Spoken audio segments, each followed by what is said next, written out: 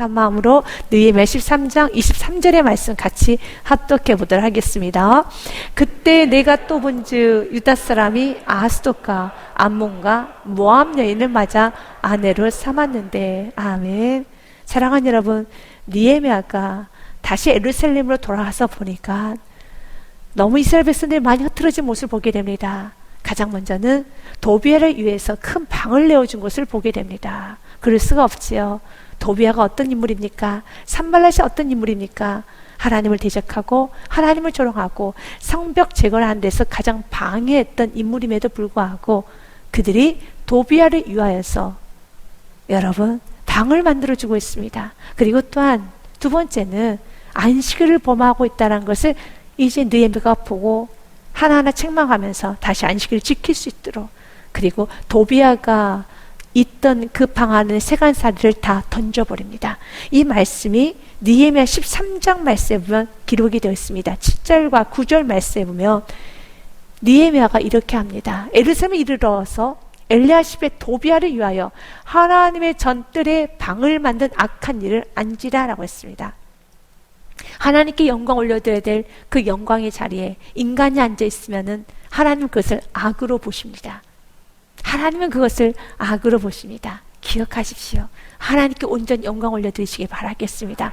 그 어떤 것도 여러분 그 자리에 차지하면 안 되는 겁니다. 오직 하나님만 한 분만 영광 받으셔야 됩니다. 그래서 오늘 또 우리가 버려야 되는 것은 공로사상입니다.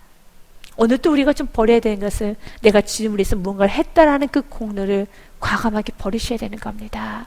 그것은 악이라는 것입니다. 그런데 엘리야십, 제사장 엘리야십이 도비아를 위하여서 하나님의 전뜰에 방을 만든 악한 일을 하고 있습니다. 그러면 왜 도비아를 위하여서 이런 방을 만들어 줬을까요?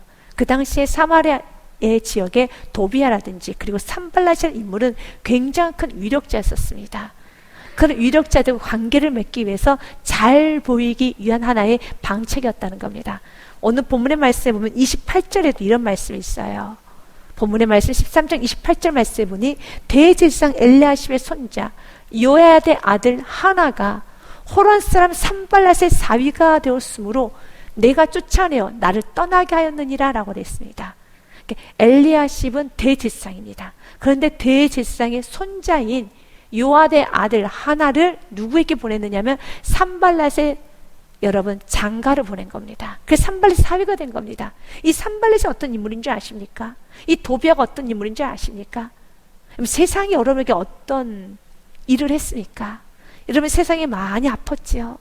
여전히 그 죄 때문에 너무 아파하고 그 죄 때문에 울었음에도 불구하고 그 죄를 끊어내지 못하고 죄를 사랑하고 있는 나, 주님께서 오늘 이것을 면밀하게 우리가 보기 원합니다.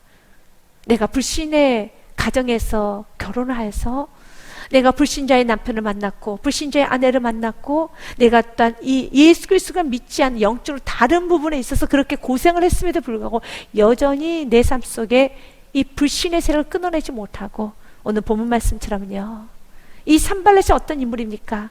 도비아가 어떤 인물입니까? 근데 그들에게 방을 내줘요. 오늘 본문의 말씀 보니까 여러분 그들과 함께 통혼을 합니다.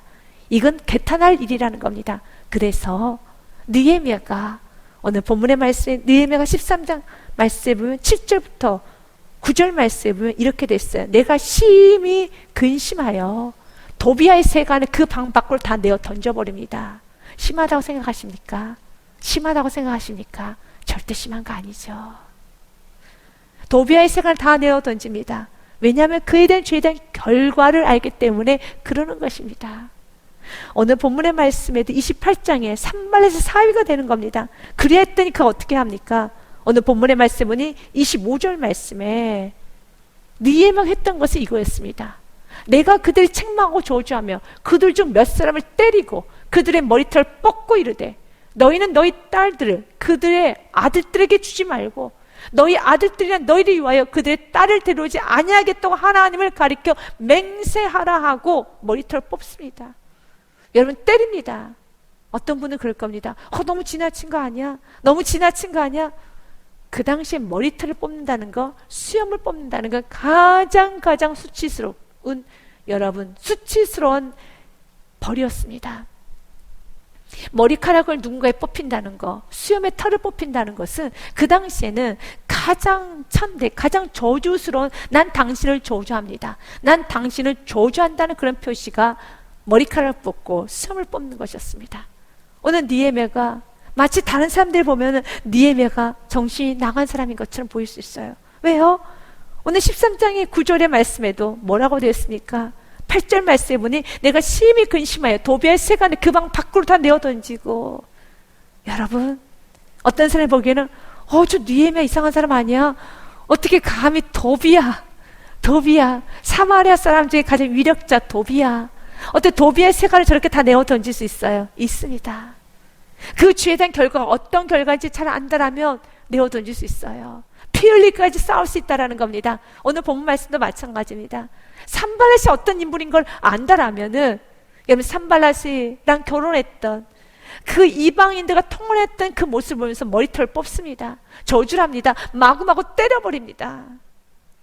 그 죄를 안다면요, 더 정확히 말하면 그 죄에 대한 결과를 안다라면 그렇습니다. 어느 산발랏과 도비아가 어떤 인물인지 느헤미야 4장의 말씀에 보면 이렇게 기록이 되어 있습니다.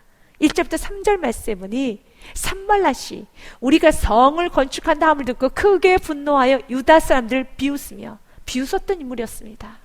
하나님을 조롱했습니다. 예배를 업신여겼습니다. 전혀 말이 통하지 않는 인물입니다. 그런데 그 말이 통하지 않는, 영적으로 전혀 맞지 않는 그 사람을 위해서 방을 내주고 있어요. 그 사람에게 여러분 자기 자녀를 내주고 있습니다. 자기 가장 사랑하는 자녀를 바로 그 불 속에다 집어넣고 있습니다. 그래서 느헤미야가 이성을 잃었어요. 이성을 잃었어요. 사랑하는 여러분, 우리 모두에게 이런 느헤미야 같은 열정이 있어야 되겠습니다. 우리는 너무 여유가 많습니다. 내 자녀가 세상에 빠져 있어도, 정말 내가 세상을 타협하며 점점점 떠내려가고 있어도 거기서 스탑을 못 시킵니다. 괜찮겠지. 그러나 그 결과가 나온다는 것입니다. 산발랏과 도비야, 그들은 유다 사람들 비웃었습니다. 왜 비웃었습니까? 성전 건축을 한다는 말을 듣고 그들이 비웃은 겁니다. 그리고 2절과 3절 말씀에 자기 형제들과 사마리아 군대 앞에서 일러 말하되, 이 미약한 유다 사람들이 하는 일이 무엇인가? 스스로 경거하게 하려는가? 제사를 드리려는가? 하루에 일을 마치려는가? 불탄 돌을 흙 무더기에 다시 일으켜는가 하고, 암몬 사람 도비아는 곁에 있다가 이르되 그들이 건축하는 돌 성벽은 여우가 올라가도 곧 무너지리라 하더라. 이 말은 하나님을 향한 조롱이에요. 여우, 아주 조그만 여우가 올라가도 그 성 곧 무너질 것이야. 그러나 무너졌습니까? 아니죠. 하나님께서 세우신 성은 완벽하게 단단하게 세워져 있습니다. 그리고 그는 그 은혜를 받습니다. 하나님께서 일하실 때 어떤 역전이 일어난지, 하나님 먼저 섬겼었을 때 어떤 역사가 일어난지 이스라엘 백성들을 보았어요. 그런데 약 12년, 13년이 흐르고 난 후에 점점점 그들이 흐트러지기 시작합니다. 그래서 깨어 있읍시다. 깨어 있어야 되는 겁니다.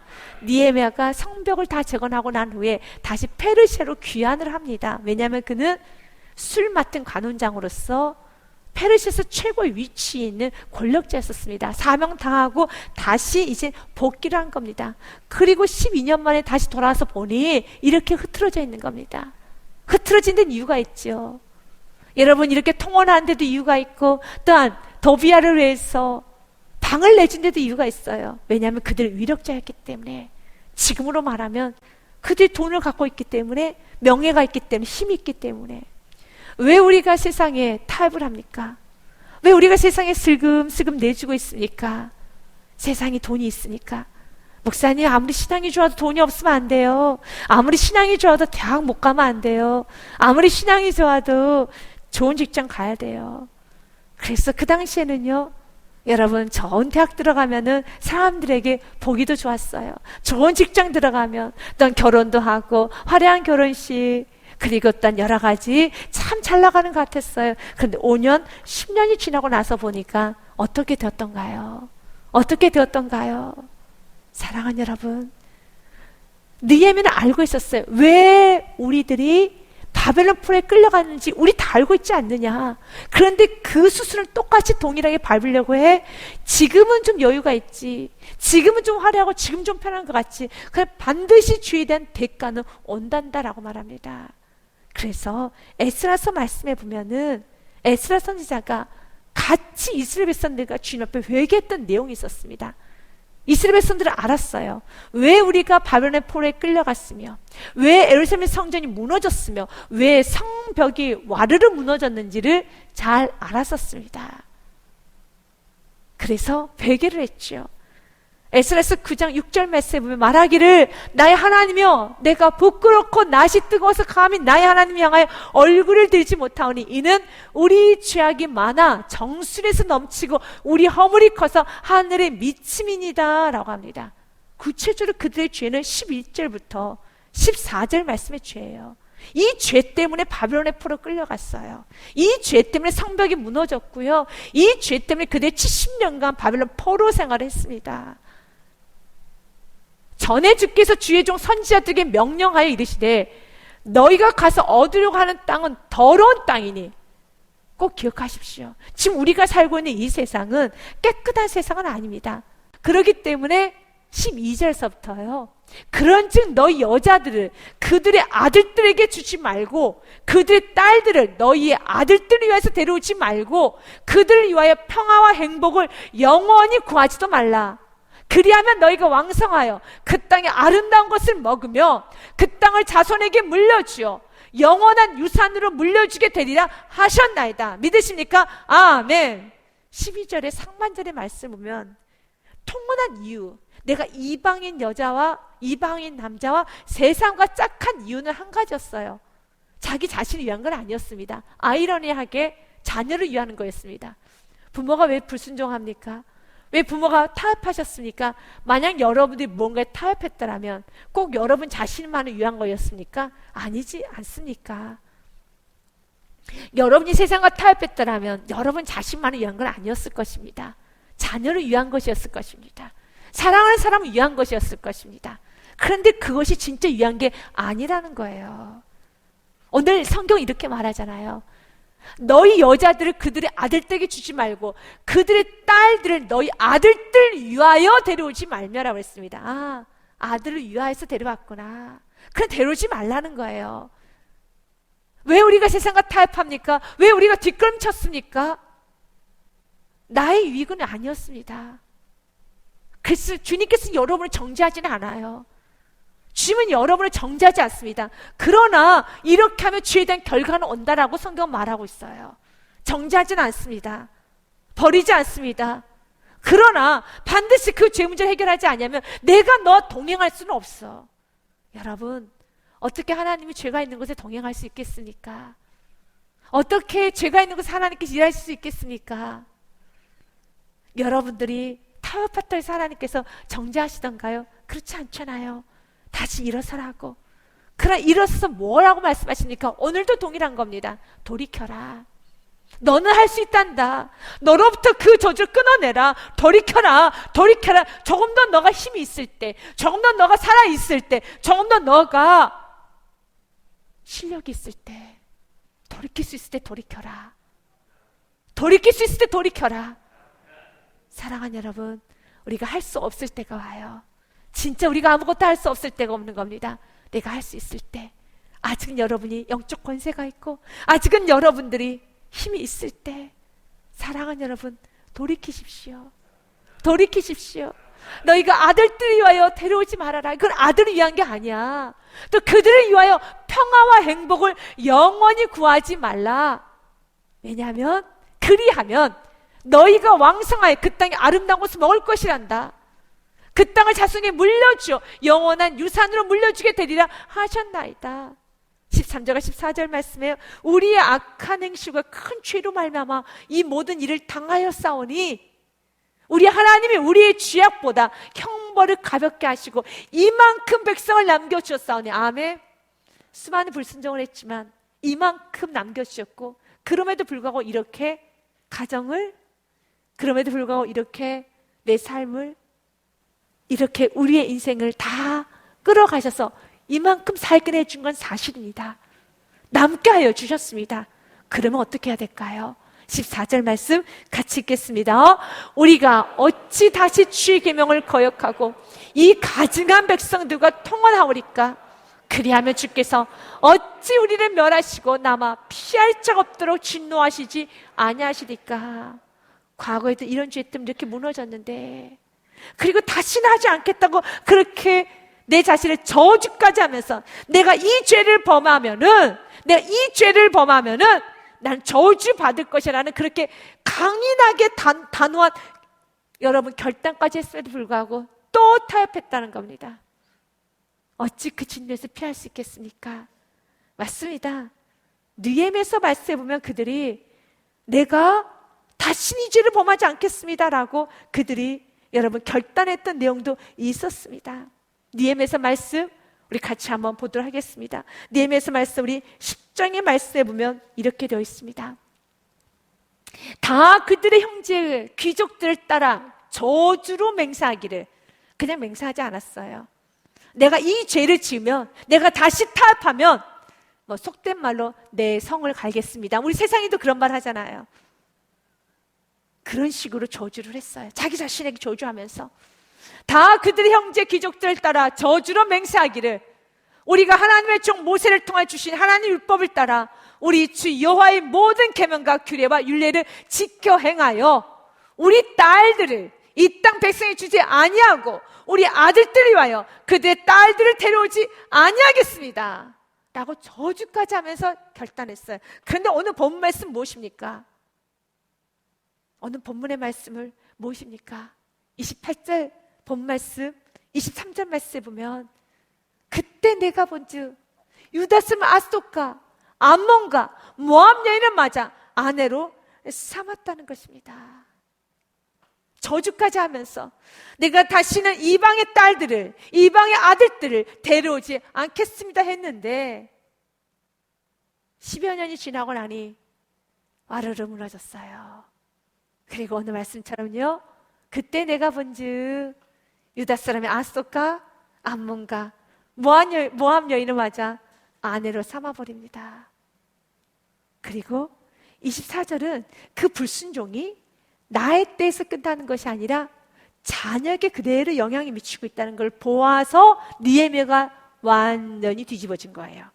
사실 느헤미야가 머리털을 뽑고 마구마구 때리게 된 이유는 24절 때문에 이젠 여러분 완전히 여러분 이성을 잃은 겁니다.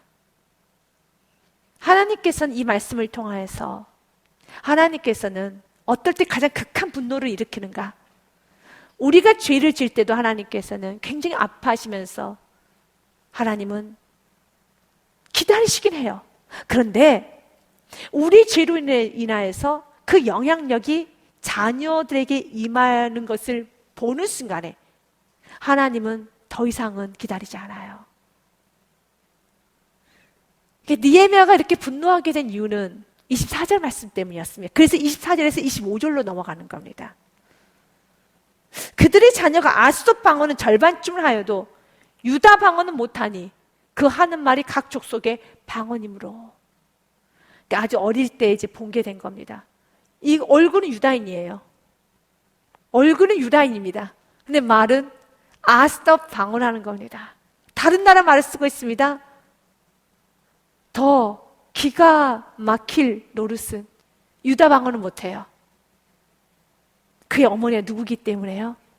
아스돗 사람이기 때문에, 모압 사람이기 때문에, 암몬 사람이기 때문에 이미 그들은 암몬 사람이 됐고 겉만 어피어런스, 외형만 유다 사람이에요. 그 속은 아스닷으로, 모압으로, 암몬으로 가득 차 있습니다. 그래서 25절 말씀에 내가 그들을 책망하고 저주까지 합니다. 다음 세대가 무너져서 다음 세대가 부모는 신앙생활을 하고 있어요. 그런데 다음 세대가 신앙생활을 하지 않아요. 떠나버렸습니다. 그래서 책망하고 저주하며 그들 중 몇 사람을 때리고 그들의 머리털을 뽑고 이르되 너희는 너희 딸들을 그들의 아들에게 주지 말고 너희 아들들이나 너희를 위하여 그들의 딸들 데려오지 아니하겠다고 하나님을 가리켜 맹세하라고 26절 말씀에 같이 읽습니다. 또 이르기를 옛적에 이스라엘 왕 솔로몬이 이 일로 범죄하지 아니하였느냐. 그는 많은 나라 중에 비길 왕이 없이 하나님의 사랑을 입은 자라. 아멘. 그런데 사랑하는 여러분, 시대가 변하면 변할수록 인간의 죄성도 더 깊어져요.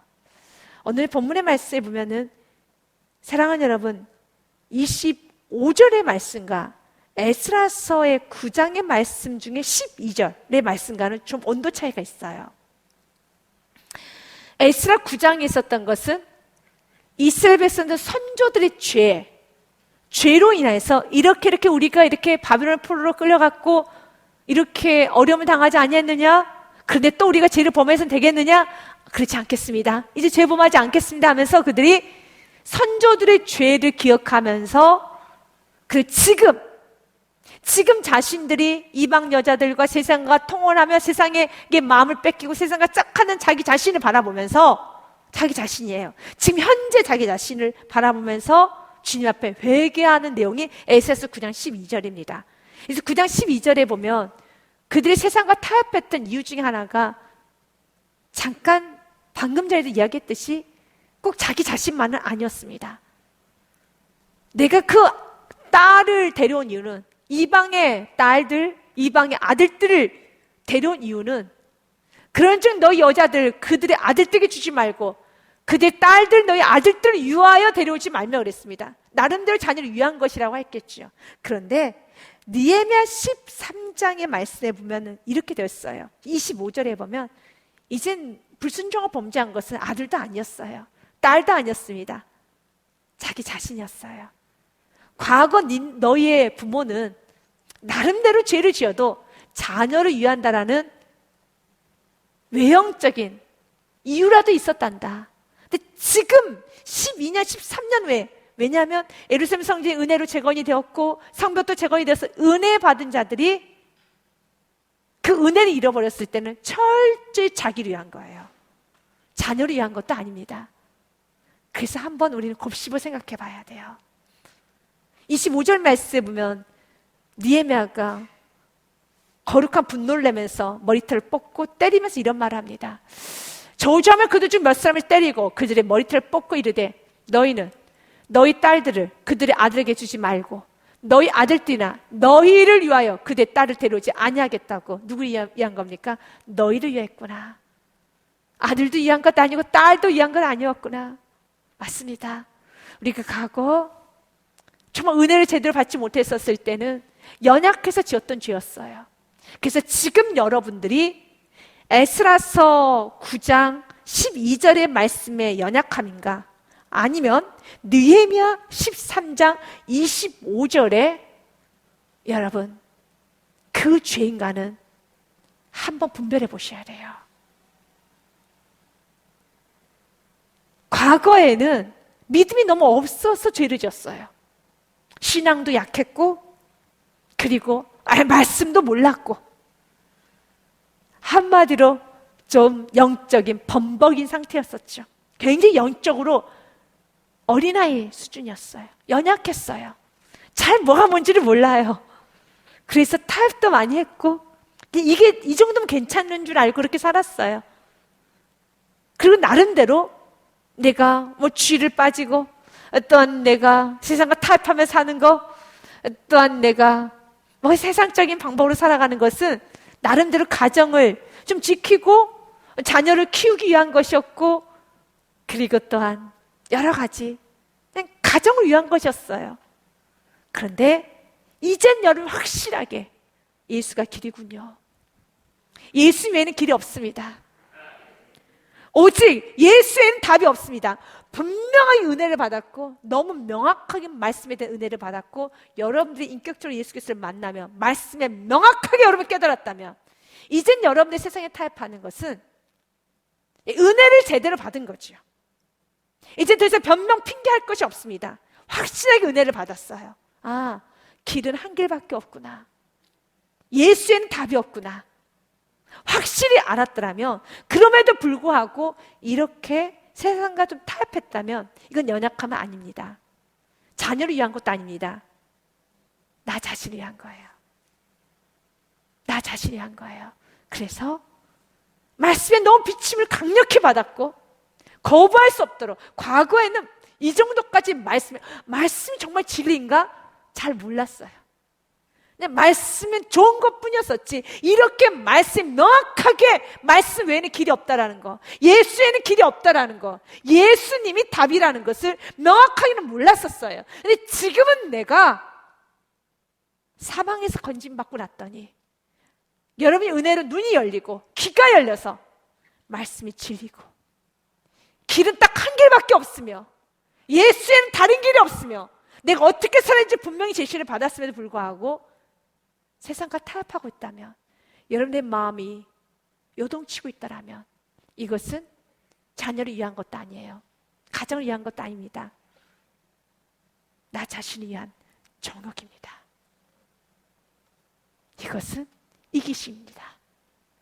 그래서 하나님께서 마지막에 우리가 세상과 타협할 때 하나님은 이런 책망을 많이 하실 때가 있어요. 세상 사람도 가지고 있는 자녀가 너 안에 있었다면 이렇게 행동 안 하실 텐데, 세상에서도 다 있는 일반 은총을 다 가지고 있는 가정만 있어도 너가 이런 결정을 하지 않았을 텐데 라고 책망하시는 겁니다. 그것은 세상 사람들보다 훨씬 못한 삶을 살고 있다라고 책망하시는 겁니다. 주님 오늘 우리에게 말합니다. 내가 너희들을 지금 저주한다. 어찌하여 통을 하지 말라고 했는데 통을 하였느냐? 라고 하면서 너의 자녀들이 지금 아스돗 방언을 하고 있어. 유다 말도 알지 못해. 성경 한 구절을 알지 못하고 세상 말로 가득 차 있어. 하나님이 누군지도 몰라. 그리고 무슨 하나님으로부터 복을 구하고 있느냐 라고 말하는 것입니다. 그러면서 구체적인 예로 솔로몬 왕의 예를 듭니다. 26절의 말씀에 또 이르기를 옛적에 이스라엘 왕 솔로몬이 이 일로 범죄하지 아니하였느냐? 그는 많은 나라 중에 비길 왕이 없이 하나님의 사랑을 입은 자라. 하나님이 그를 왕으로 삼아 온 이스라엘을 다스리게 하셨으나 이방 여인이 그를 범죄하게 하였나니. 그래서 솔로몬의 애칭은 여디디아입니다. 여디디아라는 것은 하나님으로부터 사랑을 입은 자, 하나님께 어여쁨 받은 자, 나의 어여쁜 자여 라는 뜻을 갖고 있는 여디디아입니다. 솔로몬은 여러분 다윗의 계통을 이어서 여러분 다윗의 그 왕통을 이을 만한 인물은 아닙니다. 왜냐하면 다윗이 불륜으로서 낳았던 밧세바에서 낳은 아들이기 때문에 왕통으로서는 솔로몬은 자격이 아닙니다. 자격이 없어요. 그런데 오직 은혜죠. 그래서 26절에 이걸 말하는 겁니다. 솔로몬은 하나님으로부터 은혜를 받았던 자지 않느냐? 13절 26절 말씀에 보면 그는 많은 나라 중에 비길 왕이 없이 하나님의 사랑을 입은 자라. 아멘. 마치 우리죠. 우리는 예수 그리스도의 족보에 오를 만한 이유가 없어요. 그런데 은혜로 올랐어요. 예수의 자녀가 된 겁니다. 마치 솔로몬처럼요. 그래서 솔로몬이 처음에 그가 다윗으로부터 왕통을 이어받고 난 후에 가장 먼저 했던 게 무엇이었습니까? 주님께 1000번째 예물을 올려드렸어요. 하나님께 예배를 먼저 올려드렸어요. 그리고 처음 시간 너무 좋았어요.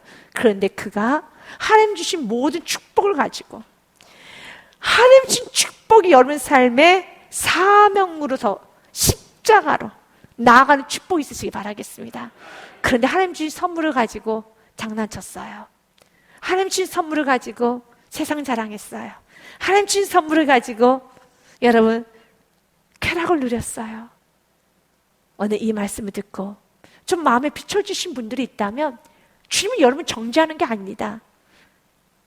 회개하여서 결국은 주님께서 원하는 것은 자녀 살려주고자 하는 겁니다. 봐라, 지금 자녀가 유다 나의 백성인데 아스돗 방언을 하고 있어. 세상 말을 하고 있어. 영적인 말을 못 알아들어. 세상 말하고 있어. 아스돗 방언을 하고 있어. 그건 말이 안 되잖아. 그래서 느헤미야가 완전히 뒤집어진 거예요. 아스돗 방언을 말하는 그 모습. 예배가 뭔데? 하나님에 대해서 전혀 모르는 거예요.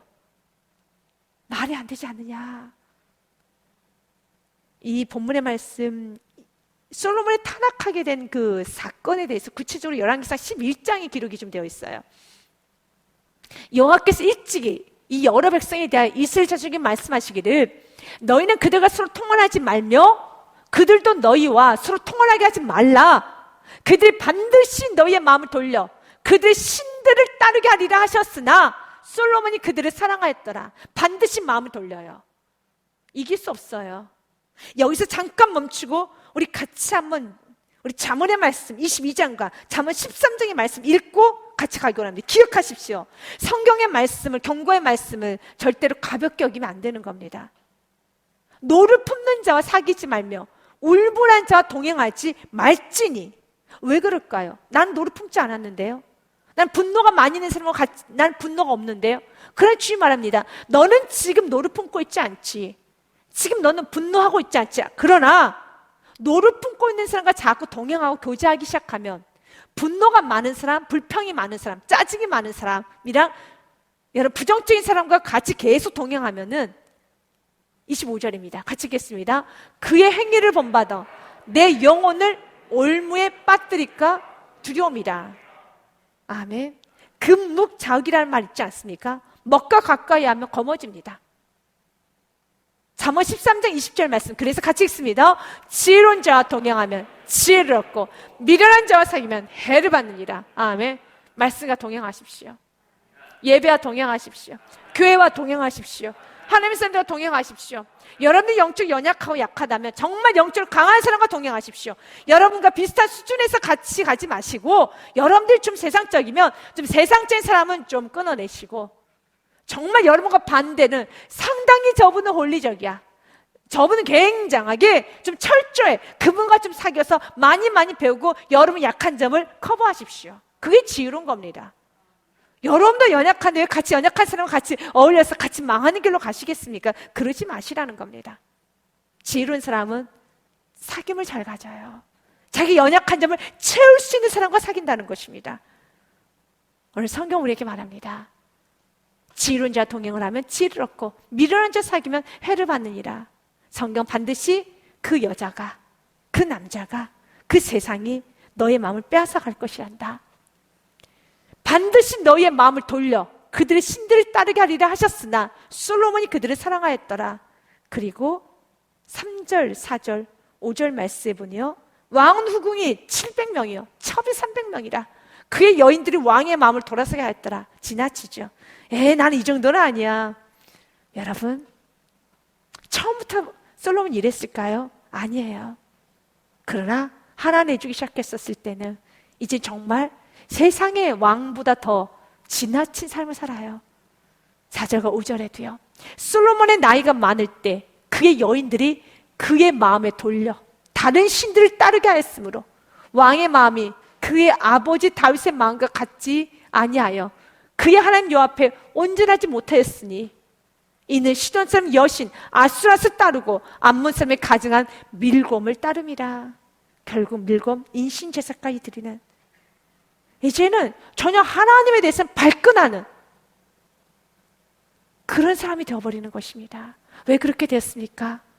하나님의 말씀을 어겼기 때문에.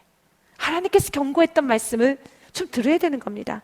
그래서 9절부터 12절 말씀 보면 하나님께서 일찍 경고를 좀 하셨어요. 솔로몬이 마음이 돌려 이스라엘 하나님 여호와를 떠남으로 여호와께서 그에게 진노하시니라. 여호와께서 일찍이 2번이나, 여기서 2번이라는 건 딱 2번을 말하는 거 아닙니다. 일찍이 자주 주님께서 그에게 나타나시고 10절 말씀에요.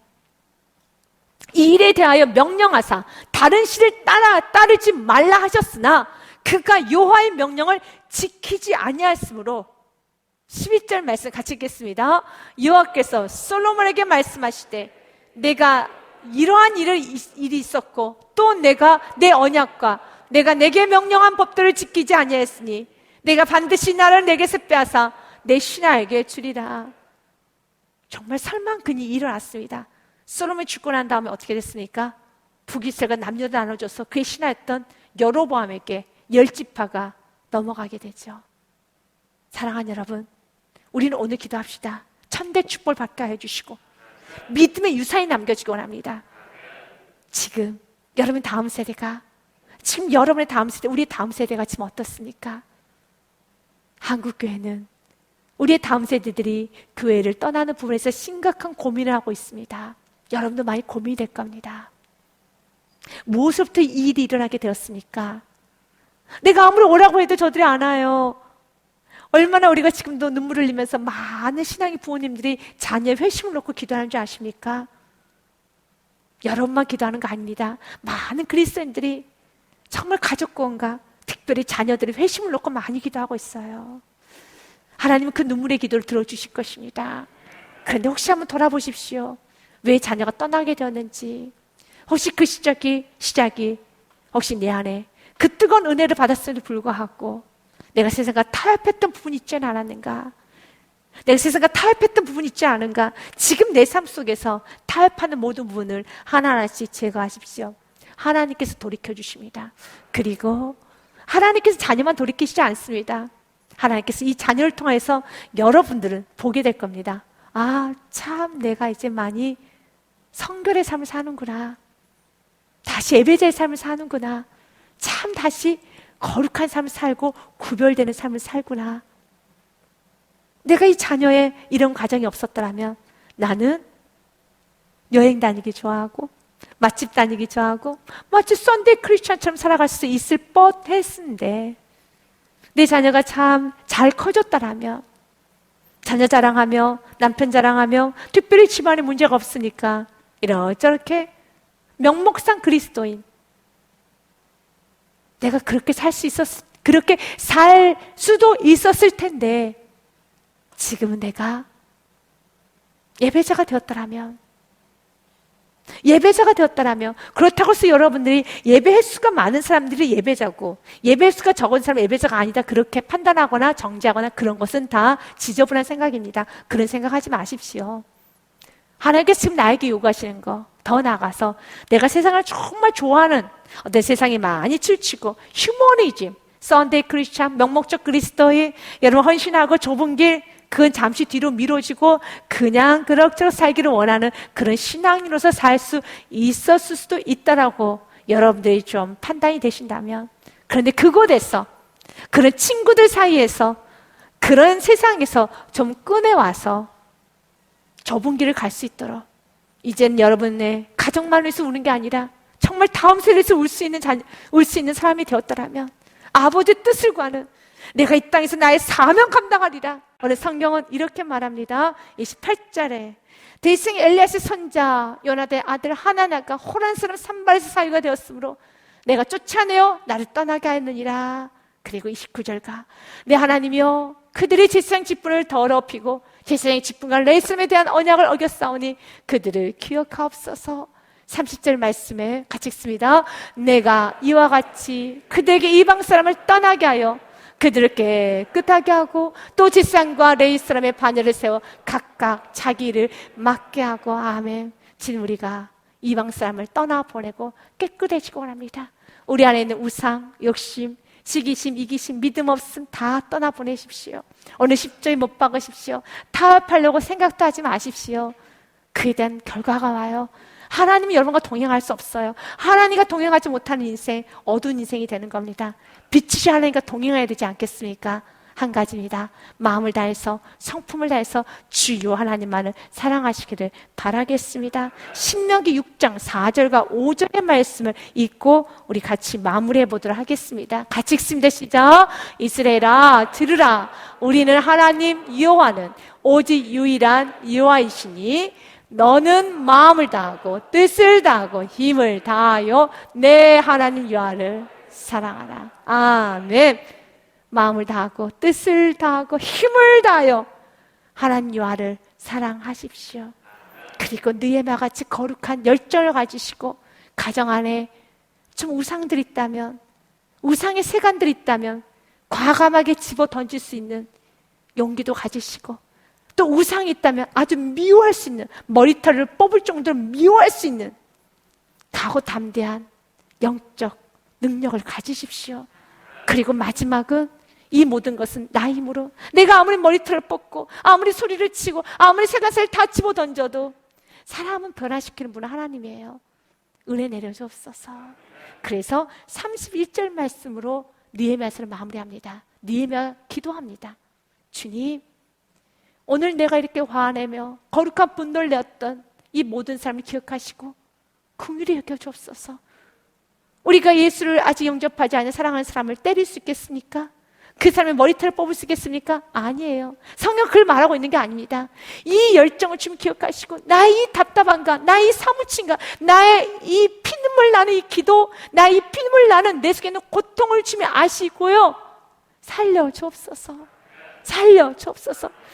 그래, 주님 반문합니다. 진짜 너가 지금 피눈물 흘리고 있느냐? 그 영을 놓고 진짜 고통스러워하고 있느냐? 그건 한번 점검해 봅시다. 느헤미야와 비교해봐서 한번 비교해 봅시다. 느헤미야와 비교해봐서 내가 느헤미야 같은 열정이 있는가? 그것이 없다면 회개하십시오. 그렇다고 해서 느헤미야처럼 때리고 머리털 뽑고 수염 뽑고 그러라는 게 아닙니다. 그리고 주님께 기도해야 되는 겁니다. 내가 이 열정 주님 아시죠? 그래서 마지막에 느헤미야가 뭐라고 기도를 합니까? 또 정한 기한에 나와 처음인 것을 드리게 하였사오니 내 하나님이여 나를 기억하사 나의 애통함, 나의 울분, 나의 이 고통 기억하여서 복을 주옵소서. 아멘. 우리가 이 기도로 매일매일 맞출 수 있는 복을 달라고, 나를 불쌍히 여겨주사, 정말 나를 긍휼히 여겨주사 우리의 다음 세대를 살려 주시옵소서. 나는 어찌할 바를 모릅니다. 그러나 하겠습니다. 더 좁은 길을 가겠습니다. 주여 도와 주시옵소서. 복을 주옵소서.